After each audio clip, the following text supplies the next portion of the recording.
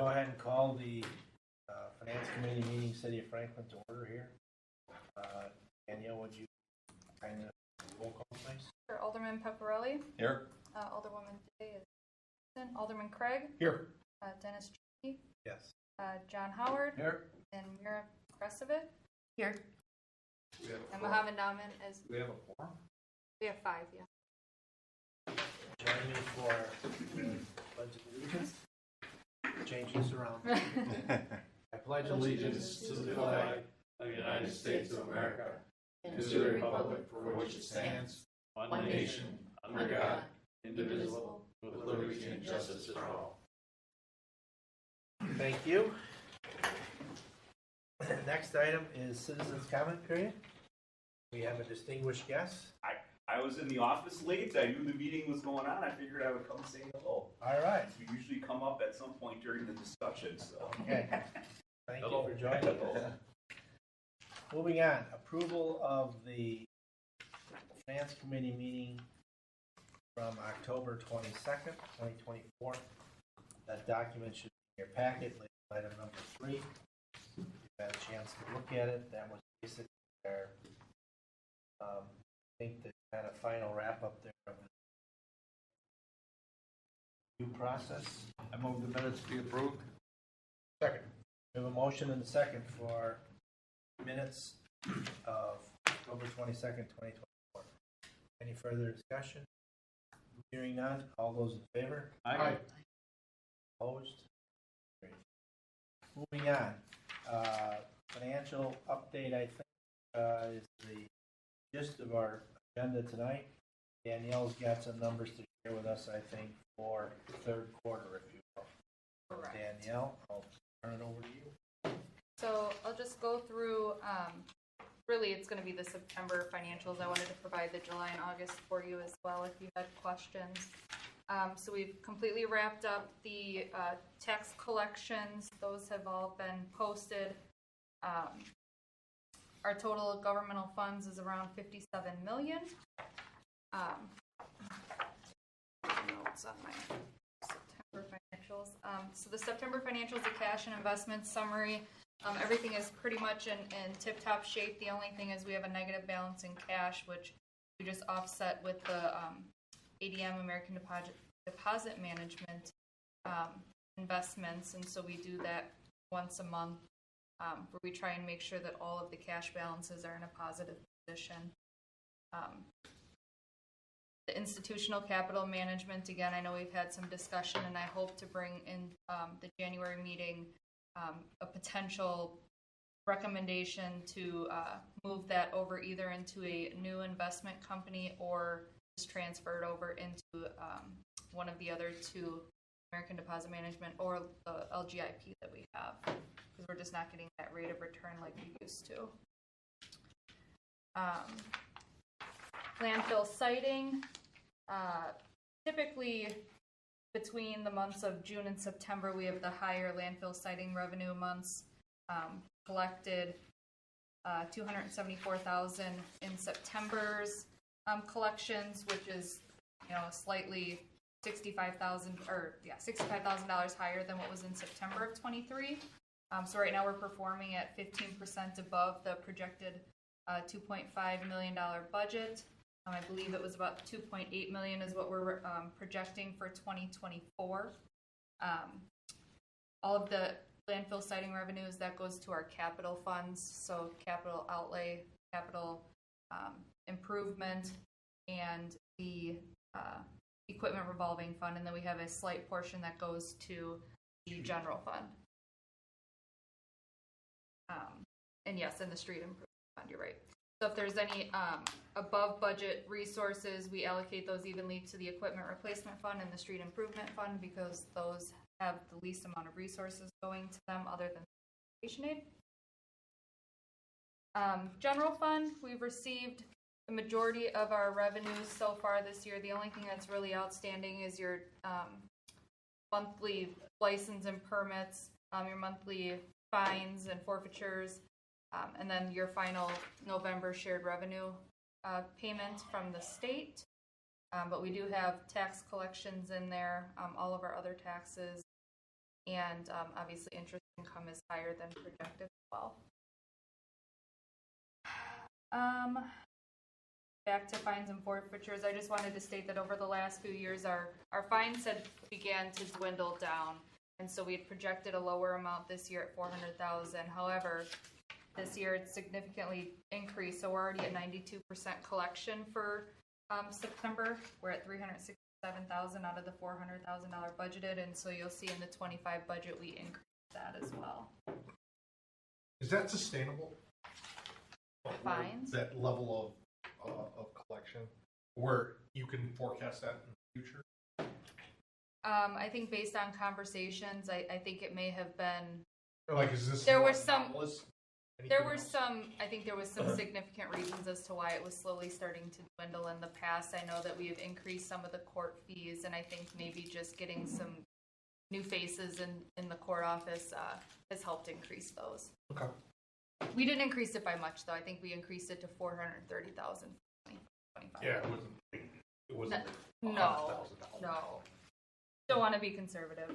But they're also looking at their fine and forfeiture Their fee schedule. fee schedule. They are too. Yep.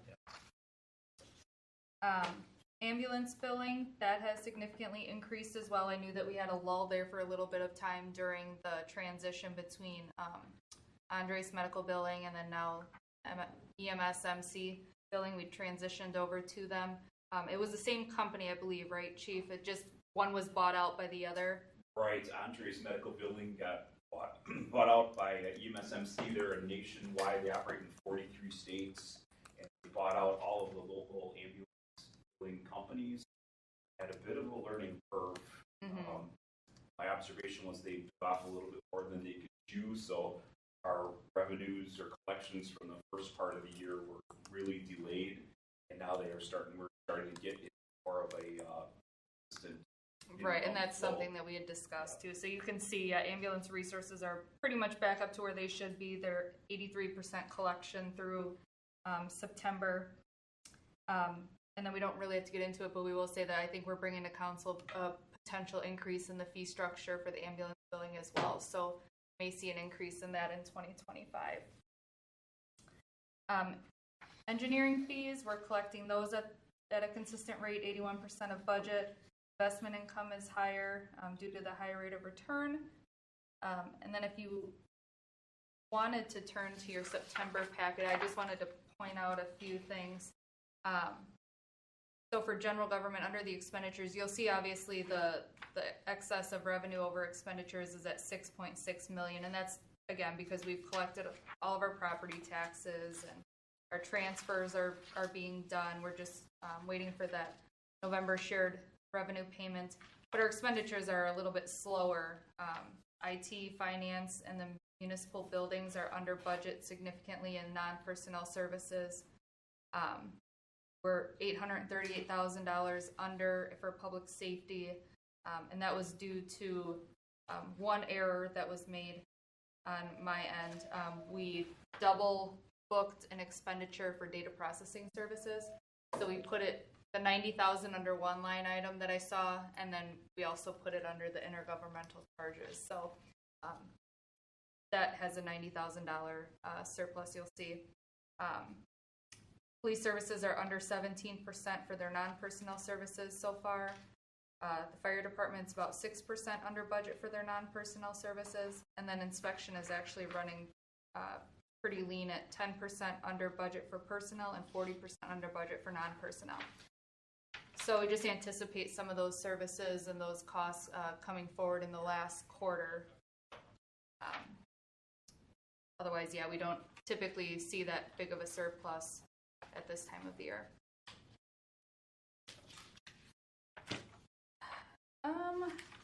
And we had budgeted 225. Am I reading that correctly? Anticipated under expenditure. Yeah, right. I'm sorry. This is 225. That's our annual anticipated under expenditures. We anticipate 300,000.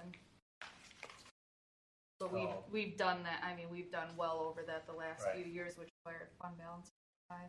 Right, so that should be conservative. Yes.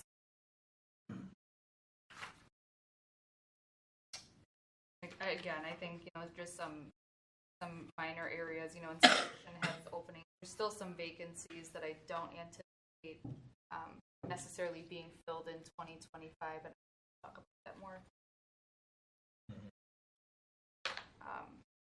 Debt service, all the March and September payments were made. So that fund is just sitting at a normal fund balance. Our TIDs, I know we have some of the TIDs that are struggling. TID 4 was the final one to close in 2023. TID 5 collected their increment. That TID is sitting at a negative $700,000 fund balance. There was a roughly $1 million advance from the general fund. However, in October, that was advanced back since they've made their payment. The minimum assessment guarantees that were paid in January or February or May were moved back to 2023. So so TID 5, TID 6, and TID 8 are the ones that have outstanding minimum assessment guarantees. You should see those fund balances increase once we send out those invoices in 2024. TID 6 still has $8.6 million in outstanding debt. Their development has continued to progress at a slower rate. However, I know that there's some headway on one of the residential subdivisions moving forward, and there has been some talk about some future development behind Irish Cottage and some other residential areas that may be commercial right now that may be looking forward to zoning into residential to build some development in TID 6, but it's just been extremely delayed. TID 7, there's no more activity in TID 7. We're just slowly collecting the increments and then paying out the MRO bond. TID 8, that does have a roughly $2 million negative fund balance. However, that TID increment is dramatically increasing in 2024 based on the development of HSA and Vanguard now that and Saputo is all online now. And again, there's some pretty big developments that are going on in TID 8 that should be moving forward as Can you refresh my memory? Why do we have a big deficit in cash? in TID 8. Yeah. Prior to me being here, there had been some projects that had moved forward that were never borrowed for.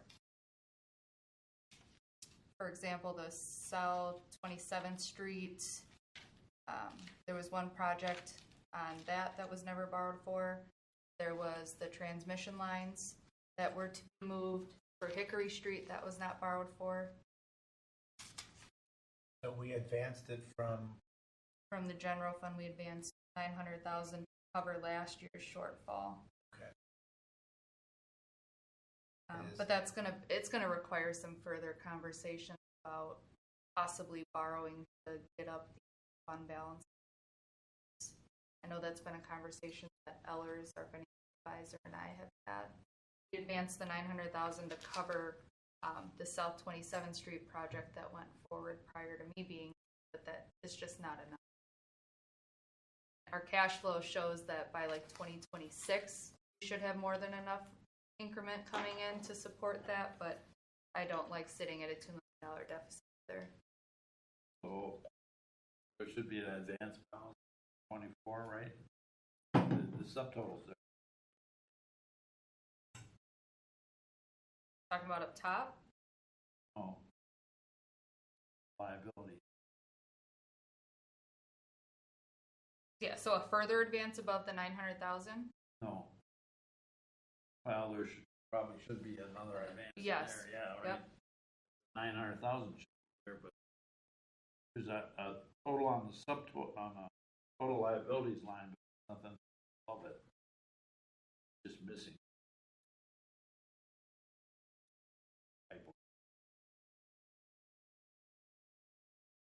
Yeah, what you're saying is there wasn't an advance right now in 2024, but there's already No, There there 11, should 14. be an advance There- because it should carry over from 23.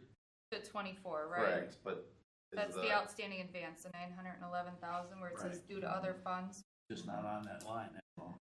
Yeah, there's the interfund It's advance. just up, it's above, under the due to other funds interfund advance. I don't know why we have two lines that say the same.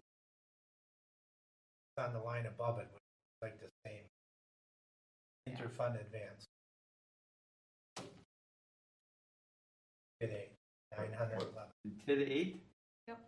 We're on different. Oh, okay, We're on we're page looking at the 9. summary, you guys Yeah. are looking at. Oh, Here, I thought it was- Nope, you're right, okay. Yep, so I'll just unhide that. Okay. Here we're gonna record an advance in October. Yes. And then TID 9, we borrowed the $1.9 million to support the Karma project.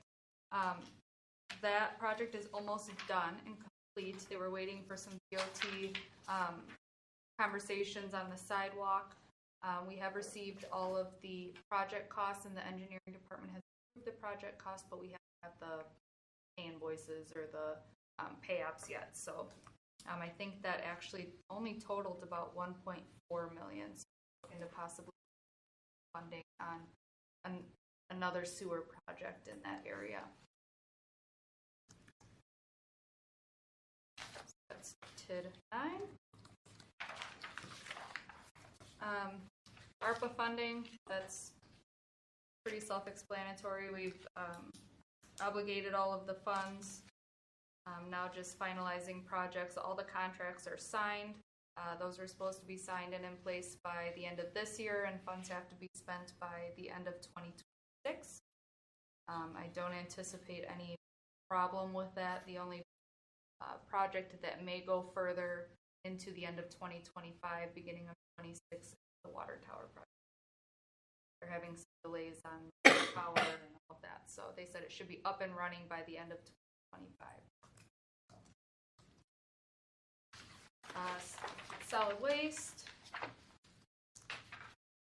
We've collected all of our revenues. Those come in from the tax bills. We've received our recycling grant. That comes in May.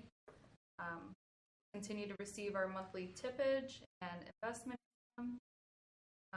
And obviously the expenditures are paid out on a monthly basis, so that's why there's a surplus at the moment.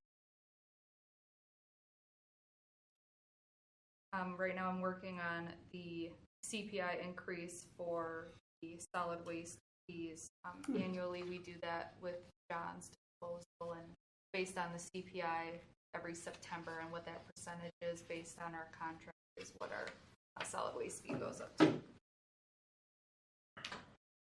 The capital funds, there's really not much going on in the capital funds. I've listed all the projects that are either on board, on phase. There's nothing really being delayed at the moment. We just bid out and awarded a contract for this South 116th Street Trail project. Also the DPW utilities project. That project was bid out and awarded. There's a lot of encumbrances going on because we encumber these funds towards the beginning of the year once we have vehicles being purchased, projects getting started, but we just haven't paid everything out yet. The street improvement fund, that one's right on pace. I think PW superintendent said he plans on spending every penny of that budget this year. The only thing was we transferred the $60,000 to cover that piece of equipment that helps them do the yeah, I believe that's what it was, the one that helped them do that. Instead of us contracting it out every year and paying for it, we just bought the equipment ourselves. The development fund, some of those impact fees are coming in a little bit slower. Southwest Sewer Service Area, that one's coming in a lot higher than normal, but the other ones are coming in either right at pace or right under. Again, we have some big projects coming up in 2025 that I anticipate will have some significant amounts of impact fees being collected, and then we also are budgeting for a impact fee study in 2025. So may see some of those coming forward. And then the only expenditures really are the transfer to debt service to cover those new buildings, and then also the current park eligible impact fee projects that are going on right now. So I do those transfers quarterly.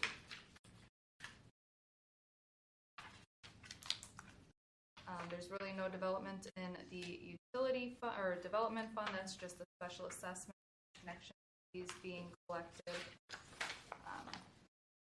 We have $3 million in there, so we may have to look at possibly using some of those funds to purpose some of those sewer projects we have coming up. So I'll be bringing that one forward as well. The self-insurance fund, we're basically right on pace at only being over revenue by $17,000. We have had some high claim employees and spouses fall off of the plan, so we're not collecting those premiums either, but our claims costs are way low compared to what we anticipated, just due to the unknown. But last year, you can tell we were over $500,000 higher at this time of the year this year. We do have, I believe, one change coming to the self-insurance fund, and that would be the NICE insurance. The only change is there was a slight increase in the fee. There's also a new compliance requirement that will be having the city, they have to offer some sort of what not a deductible, but in order to use it, it's no longer free to the employees. If you go, the city can put any amount on it, whether it's a $5 copay, a $20 copay. There's something that we have to charge now going forward, and we can no longer offer it to employees that are not on the health insurance. So you'll see in the 25 budget that NICE line item is significantly lower because we offer it now to health covered employees. So those are the only changes that are coming up in 2025. But again, we just have low medical claims costs offset by some high stop loss coverage refunds, and that's kept us pretty flat for Q3. And there hasn't been any change. The post-employment benefits trust continue to collect interest, investment income. The claims are coming in at pace. Charges are coming in at pace. There hasn't really been any in that fund either. So I'm happy to answer any questions that you guys may have. Are we getting to a point with that employment trust where we'll have to take dollars out? Pay claims? That's possible. That was something, to be honest, I'm not 100% familiar with, but that was something that Paul had mentioned towards the beginning of this year, that looking at that to pay off.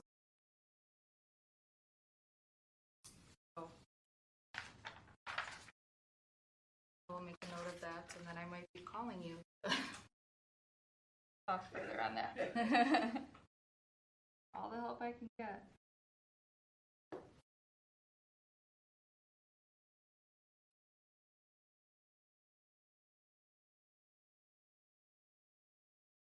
Any other concerns that you have, Danielle? Here at 5 weeks to kind of see the crystal ball or unfolding? I don't have any concerns now. I think it's just going to be some further discussion on the issue that I think that has been brought up many times, and that's the overrun on projects. We're going to fund those. We don't want to dwindle down our general balance too much. We don't want to affect our bond rating, but we do have to use some of that to a certain degree. Anticipated using some of it for 5 projects, but then now there's more known concerns with some of the projects going on that I think have to be a further discussion on how do we use our general fund balance to support those capital projects without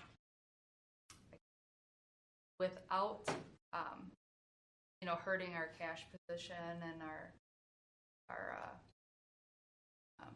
bond rating.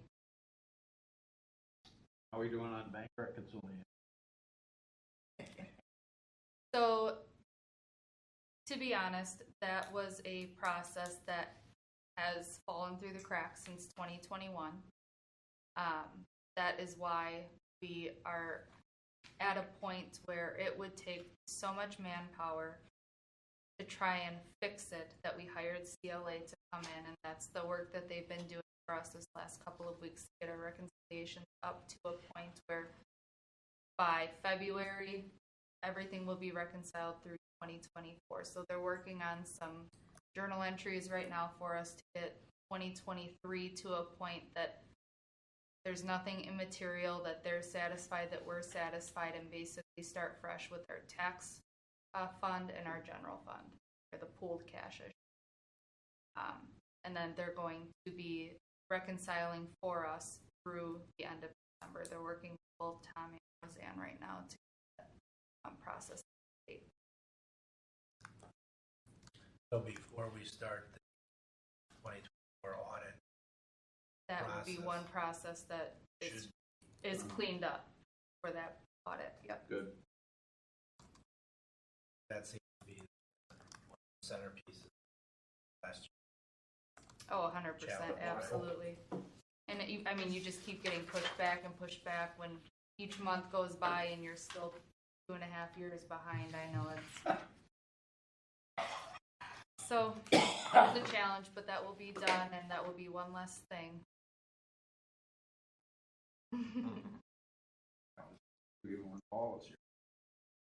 I was told that, yes, and so I hope that I'm able to keep that on track, because that was something that has always frustrated me. So just making sure that we are up to date on those, I think, will make our cash management position be that much easier. And I think that the reason that it was, I don't want to say it's not an issue, because it is an issue, but the cash was always there. The checkbook balanced. It was always the general ledger that wasn't balanced. So it was just the mixture of all of the modules funneling together and just not being able to keep up with all the cash and the incoming general ledger stuff. You know, when you're pooling 40-something funds into one fund, it's a challenge for them. And then once you get a couple months behind, it just progressively gets worse and worse. So that's why getting us to this point will be that much easier, that when we start 2025 in January, we'll get a point that on a monthly basis. Any other comments or discussion on financial results? 9 months. More. I think this has not been forwarded to the council then yet. Not yet. Nope. So we have one change on one of the subschedules for TIF 8, right, that Danielle will make. I'll probably, let me just double check. I'll probably have to make it on all of them. If the, Oh, it could. oh, I'm sure.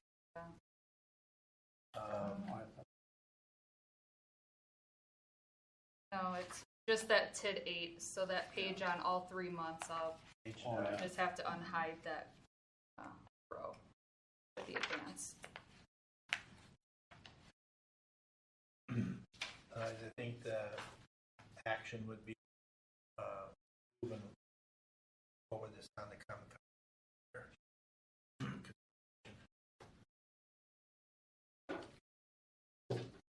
So moved. Second. We have a motion and a second to accept the third quarter financial statement. Notated correction on T8. Our advance line. Any further discussion on that? Hearing none, all in favor? Aye. Opposed? And motion. I think Danielle has also listed a few future items, and I think we've kind of talked a couple of them here already. One will be our cash balance, or probably general fund, as we get into 25. Yeah, and I'd be happy to, at the January meeting, bring up the updates of how the cash reconciliations are going with his name is David from CLA. I can bring forward an update on those. The OPEB performance, I'd like to bring that forward. Tax collection, just a simple update on how the tax collection started, when taxes went out, how that is going for that first 4 weeks. There was no changes do the tax collection this year. It's the same system, same electronic payment, same everything. Update like it was last.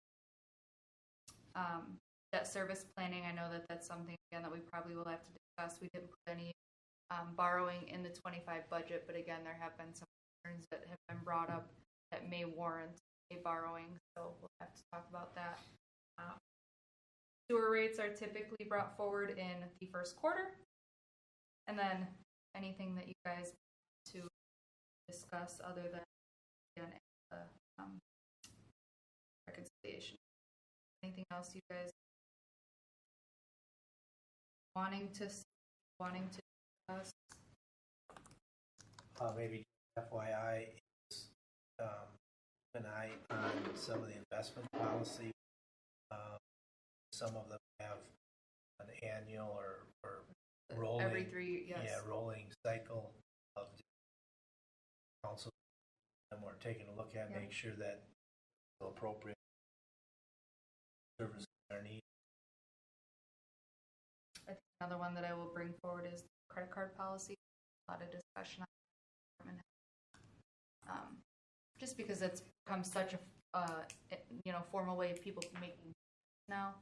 A lot of department heads that are asking increased monthly limits, one-time charges, and if it's a consideration that we have, or we change that up a little bit to allow that a bit more. Are you having any issues getting receipts and verify credit card charges? I have not, no. That was one thing that we are extremely diligent on, and make sure that they give them to us before we make their. That's the main problem. Right.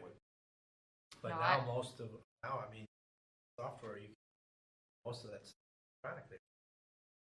Snap a picture of it at the top of it. Gotcha. But that would be my caution too, make sure that our back office tracking, whatever, comfort, everything nailed down before you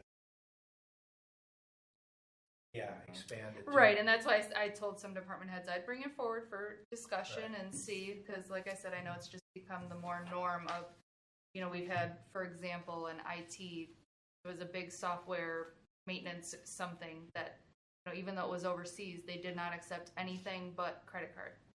And we've bought it in the past, but it was higher than the limit that we had imposed, something that we needed to do, but that's just becoming a little bit more of the norm where people aren't accepting checks anymore.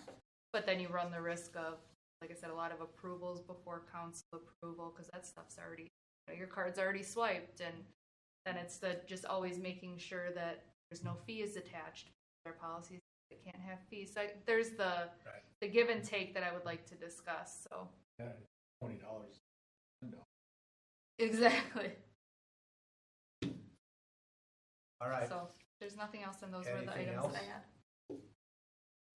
I had. It sounded like most of our CapEx is at least ordered or in process for 2024's.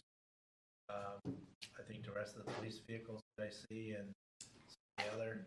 Pretty much everything has been ordered. The only thing is the police vehicles. We encumbered the funds for that, but the enterprise fleet actually bought out those vehicles and is rolling that money into the lease program. Okay. If that makes sense. They bought out the vehicles that we had ordered, and we're actually leasing them now from enterprise. So we'll have those funds that'll roll over into 2025. Fire department has new equipment on the queue, right?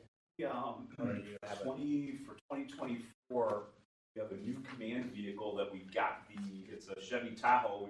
We were elated that we got it in January, and the problem is that all of the lighting and accessories to put on it is taking forever. So it's finally going to be going to the shop in December to be installed, and we should have that project done by the end of. So no meeting in December. Next meeting planned is Tuesday the 28th. Unless I find some miraculous way to make a meeting work around Christmas. I think tax season have me bombarded, like I said, with making, you can already see the phone calls going right now because of the late assessments, so. Yeah, Because Well, I tried to be as transparent as possible, and I know that the assessors have been too, but just every day that goes by, my anxiety shoots through. So, And just to repeat, when are those bills expected? So I'd like to say that the bills are expected this second week of December. However, by state statute, we have to have them out by Monday, December 16th. So they'll be in the mail by the They have to be in the mail by the 16th, yes. You may be able to view them earlier, and we will try and, I guess there's no way to really get it out there, but I always encourage people to check at least a few days before. If it's a Monday check, last week I think we had them up by that Wednesday afternoon, but they were still mailed out on Monday through the company that we use. But we try and have them online, at least if prior. present. Yeah, there we go. Yep. All right, anything else for? motion to adjourn. second. We have a motion and a second for adjournment. Any further discussion? Hearing none, all those in favor? Aye. Opposed? Thank you, everyone. Have a great Thanksgiving.